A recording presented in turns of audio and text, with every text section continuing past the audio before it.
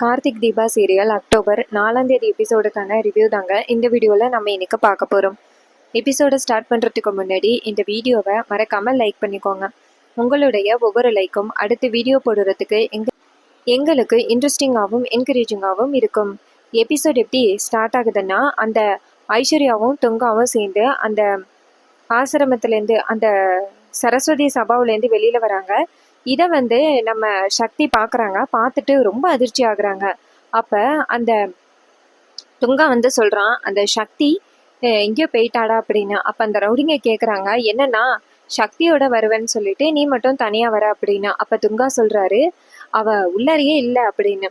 அப்போ அந்த ரவுடி கேட்குறாங்க, என்னன்னா ஃபோன் பண்ணி இங்கே தானே நான் இருக்கிறேன்னு சொன்னா அப்படின்னு. அப்போ துங்கா சொல்கிறாரு, அதான் எனக்கும் சந்தேகமாக இருக்குது, அப்படி அவள் எங்கே போனான்னு தெரியல அப்படின்னு. அப்போ ஐஸ்வர்யா சொல்கிறாங்க, அப்போ நம்ம வந்தது ஆல்ரெடி அவளுக்கு தெரிஞ்சு போயிருக்கு, அதனால தான் அவள் தப்பிச்சு போயிருக்கா. ஐஸ்வர்யா சொல்கிறாங்க, இங்கே பாருங்க, கண்டிப்பாக அந்த சக்திக்கு நீங்கள் இங்கே வரீங்கன்னு தெரிஞ்சிருக்கு, அதனால தான் அவள் தப்பிச்சு போயிட்டா அப்படின்னு. அப்போ துங்கா சொல்கிறாரு, நான் வர்றது எப்படி அவளுக்கு தெரியும் அப்படின்னு. அப்போ அந்த ரவுடி சொல்கிறான், அண்ணா ஒருவேளை அந்த சரஸ்வதி சபாவில் உள்ளவன் சொல்லியிருப்பானோ நீ வர அப்படின்னு. அப்போ துங்கா சொல்கிறாரு, கண்டிப்பாக அவன் சொல்லியிருக்கிறதுக்கு வாய்ப்பே இல்லை, அவன் என்னை பார்த்து செமையா பயந்துட்டான், அதனால கண்டிப்பாக அவன் சொல்கிறதுக்கு வாய்ப்பே இல்லை, இவளுக்கு வேறு எப்படியோ தெரிஞ்சிருக்கு அப்படின்னு. ஐஸ்வர்யா சொல்கிறாங்க, சரி ஓகே, அவள் ரொம்ப தூரம் போயிருக்க மாட்டான், இங்கே தான் எங்கேயாவது நின்றுக்கிட்டு இருப்பா, நீங்கள் சீக்கிரம் கண்டுபிடிங்க, நான் வீட்டிலேருந்து வெளியில் ரொம்ப நேரம் ஆகிட்டு, ரொம்ப நேரம் சுற்றினேன்னா அருண் கேட்பாரு, நான் ஃப்ரெண்டை பார்த்துட்டு வரேன்னு சொல்லிட்டு வந்திருக்கேன், அதனால நான் கிளம்புறேன், நீங்கள் அந்த தீபாவை எங்கே பார்த்தாலும் தீத்து கட்டிட்டு எனக்கு உடனே கால் பண்ணுங்க அப்படின்னு. இதை கேட்டுட்டு துங்காவும் சரி அப்படின்னு சொல்ல, அந்த இடத்துலேருந்தே நேராக அந்த ஐஸ்வர்யா கிளம்புறாங்க. அப்போ அந்த துங்கா என்ன பண்ணுறாருன்னா, நேராக அந்த ரவுடிங்க கிட்ட, டேய் அவள் ரொம்ப நாளாக நம்ம கண்ணில் மண்ணை தூவிட்டு நம்ம கிட்டேருந்து தப்பிச்சுக்கிட்டே இருக்காடா, இதுதான் அவள் தப்பிச்சு போகிற கடைசியாக இருக்கணும், இனிமே அவளை பார்த்தோம்னா நம்ம தான் பிடிக்கணும் அப்படின்னு. இதை கேட்டுட்டு அந்த ரவுடிங்க சொல்கிறாங்க, அண்ணா அண்ணா அவள் ரொம்ப நேரம் தப்பிச்சு போகிறதுக்கு வாய்ப்பே இல்லைண்ணா, அடுத்த வாட்டி கண்டிப்பாக தப்பிச்சு போக மாட்டா, நம்ம பிடிச்சிருவோம் அப்படின்னு சொல்கிறாங்க. அதுக்கப்புறமா துங்காவும் அந்த ரவுடிகளே சேர்ந்து காரில் போகிறாங்க.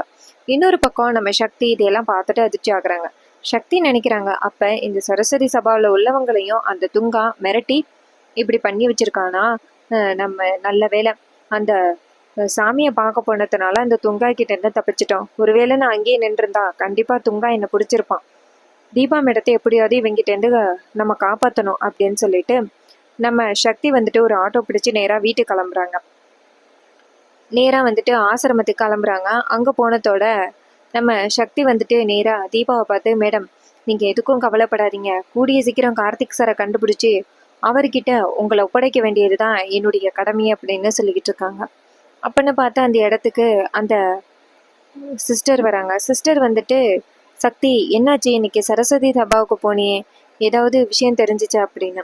அப்போ சக்தி சொல்கிறாங்க, நாங்கள் போகிறதுக்கு முன்னாடியே அந்த துங்கா வந்துட்டான், அந்த துங்கா போயிட்டு நேராக அந்த சரஸ்வதி சபாவில் உள்ளவரை மிரட்டி கார்த்திகை நம்பருக்கு பதிலாக ஏன் நம்பரை கொடுக்க, அந்த துங்கா நம்பரை கொடுக்க சொல்லிட்டாங்க. நான் போய் கேட்டதோட அவர் துங்காவுக்கு பயந்து துங்காவோட நம்பரை என்கிட்ட கொடுத்துட்டாரு. நான் துங்கான்னு தெரியாமல் கார்த்திக் சாருன்னு நினச்சி நான் வெயிட் பண்ணிக்கிட்டு இருக்கேன் சரஸ்வதி சபாலன்னு சொல்லிட்டேன். அந்த துங்காவும் கார்த்தி மாதிரி நடித்து நேராக அந்த சரஸ்வதி சபாவுக்கு வந்துட்டான். நல்ல வேளை அங்கே ஒரு முருகன் சாமி போணுச்சு, சாமி கும்பிட்றதுக்காக போன கேப்பில் துங்கா சரஸ்வதி சபாவுக்கு வந்ததை நான் பார்த்துட்டேன், அதனால நான் இப்படியோ தப்பிச்சு வந்துட்டேன். இந்த தீபா மேடத்தை ஏன் தான் அந்த துங்கா இப்படி துரத்துறானோ தெரியல அப்படின்னு. சிஸ்டர் சொல்கிறாங்க, ஐயோ இவ்வளோ ஆபத்து இருக்கா, கார்த்திக் தம்பி கண்டிப்பாக இது எல்லாத்தையும் யோசனை பண்ணி தான் இப்படிப்பட்ட முடிவு எடுத்திருப்பாரு.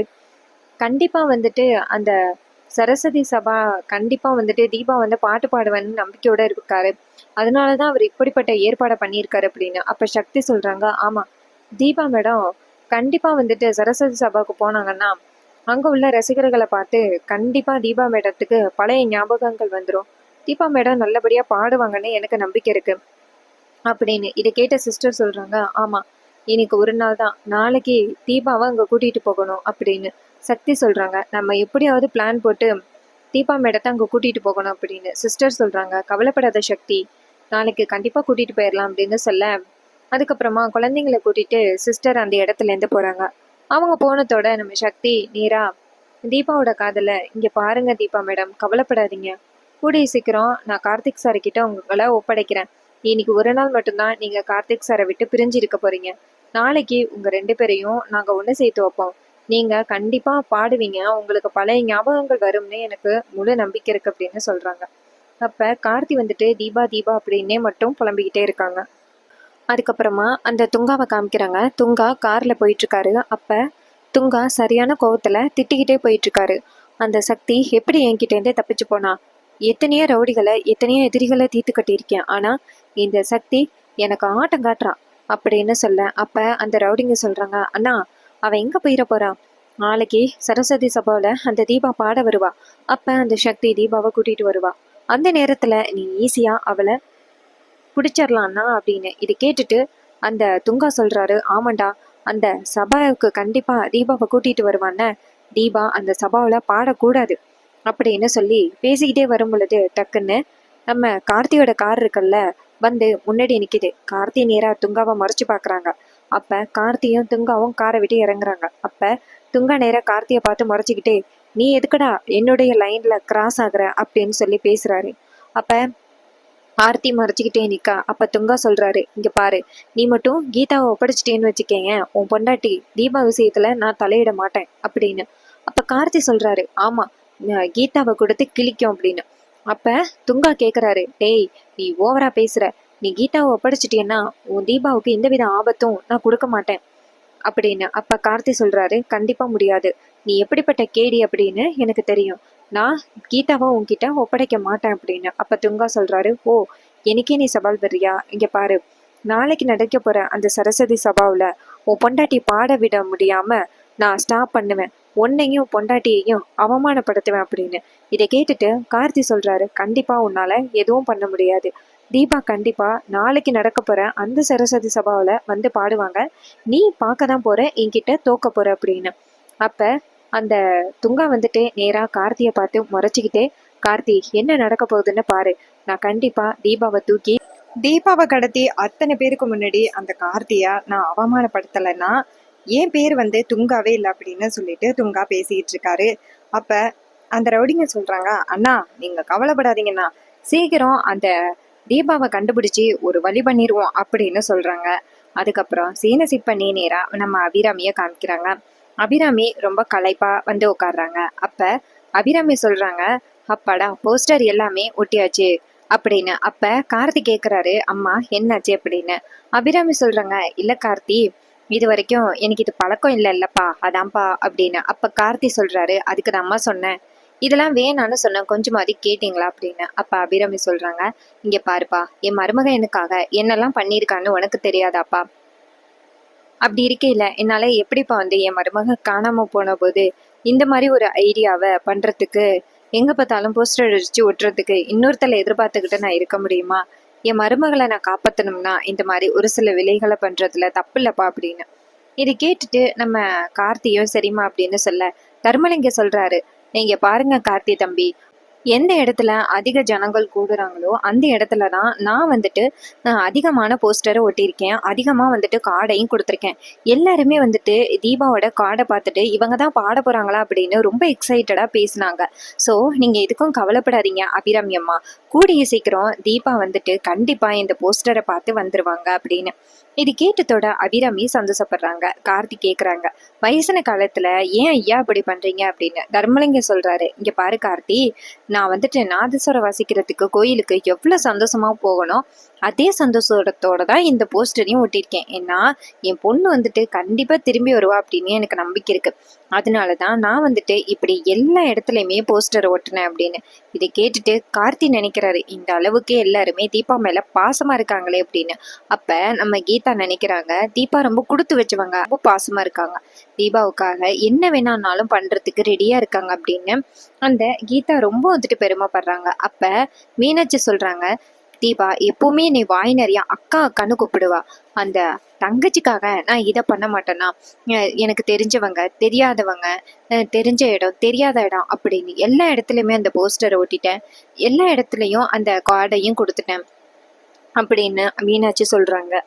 மீனாட்சி சொல்றாங்க. தீபா மறுபடியும் கண் விழிச்சு, என்ன ஓடி வந்து அக்கான்னு சொல்லணும். அத நான் கேட்கணும் அப்படின்னு சொல்றாங்க. இது கேட்டுட்டு கார்த்தி சொல்றாரு, கூடிய சீக்கிரம் நடக்கும் அப்படின்னு சொல்றாங்க. அதுக்கப்புறமா அபிராமி கேக்குறாங்க, கார்த்தி எங்க பார்த்தாலும் போஸ்டர் அடிக்க போனீங்களே என்னப்பா ஆச்சு அப்படின்னு. அப்ப அருண் சொல்ல வராரு அந்த துங்கா பத்தின விஷயத்த. அப்ப கார்த்தி டக்குன்னு தடுத்து, அம்மா எங்க பார்த்தாலும் போஸ்டர் அடிச்சாச்சும்மா, எந்தவித பிரச்சனையும் இல்லம்மா அப்படின்னு. இது கேட்டதோட அபிராமியும் சரிப்பா அப்படின்னு சொல்றாங்க.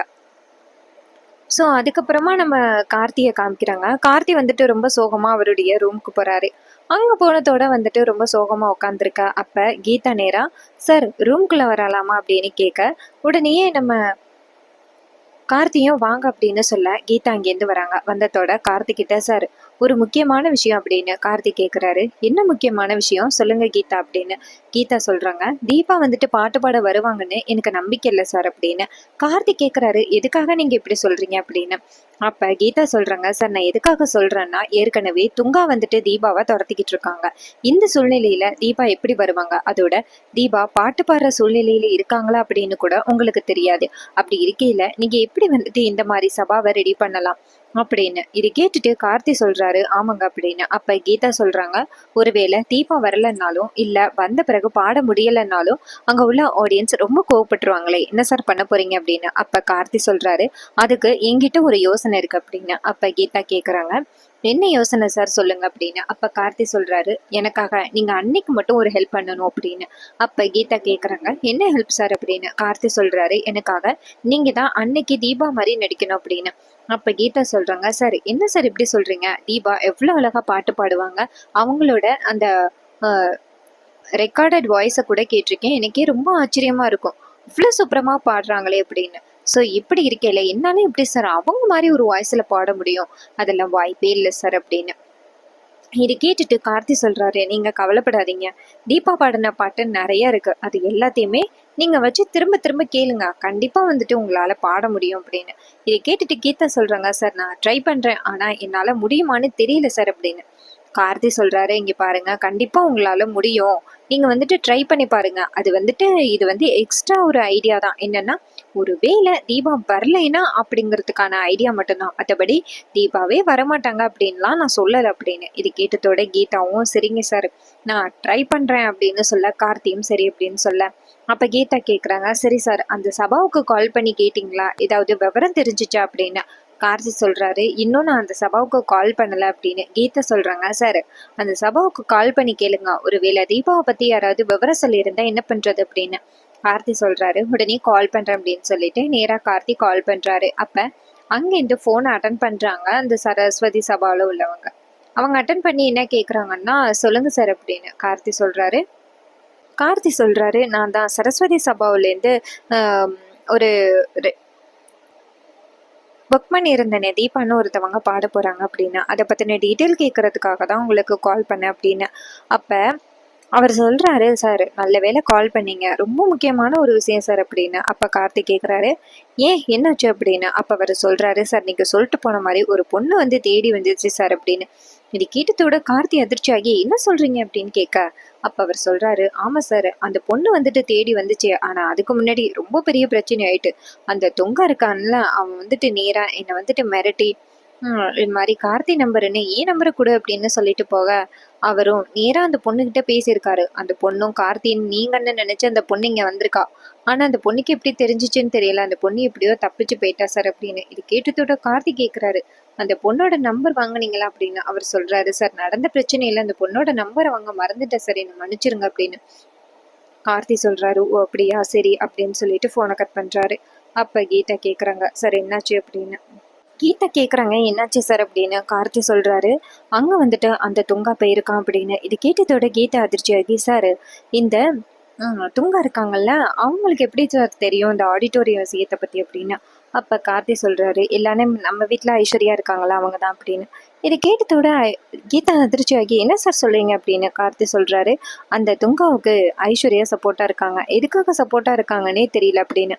கீதா சொல்றாங்க, சார் வந்தன்னைக்கே எனக்கு அவங்க மேல ரொம்ப டவுட்டா இருந்துச்சு சார், ஆரம்பத்துல என்னை பார்த்து ரொம்ப பயந்தாங்க, அதுக்கப்புறமா வந்துட்டு இப்ப ரொம்ப கோவமா நடந்துக்கிறாங்க சார், அவங்க மேல ஏதோ தப்பு இருக்கு சார் அப்படின்னு. கார்த்தி சொல்றாரு, ஆமா எனக்கும் ஆரம்பத்துல இருந்து சந்தேகம் இருக்கு, அவங்க வந்துட்டு அந்த மலைக்கு போனாங்கல்ல, அங்க வந்துட்டு அந்த ரம்யா, ரியா, ஐஸ்வர்யா, தீபாக்குள்ள ஏதோ ஒரு விஷயம் நடந்திருக்கு. அதனால தான் வந்துட்டு தீபாவுக்கு இப்படி ஒரு நிலைமை.